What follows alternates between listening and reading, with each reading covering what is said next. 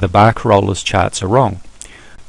Here is the same chart for the 18th of March 2011, the same one that the Thebarcaroller is using on his YouTube video.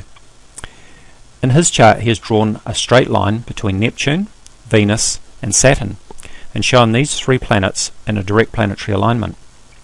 Now the problem that we have is that this chart is not drawn to scale. Most people know that the orbits of the planets are not evenly spaced as shown here. If I show the Sun to scale, well, you can see the problem, can't you? If we drew the chart to scale, it would be just too big. So I'll turn the Sun off again. Instead, let's draw the orbits to scale.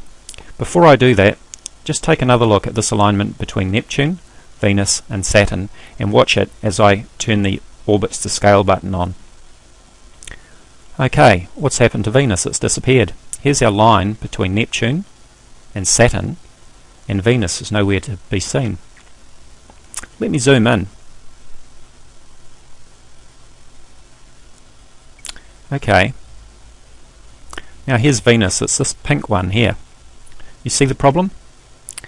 Let me zoom in a little bit further.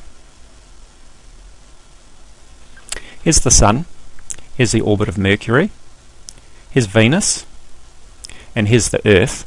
So Venus is actually on the inside orbit from the Earth. It's between the Sun and the Earth in its orbit.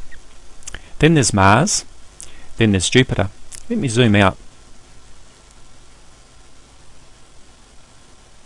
If we draw a line between Neptune and Saturn, you'll see that that line actually takes us on the outside of the orbit of Jupiter. Now watch the orbit of Jupiter as I zoom in.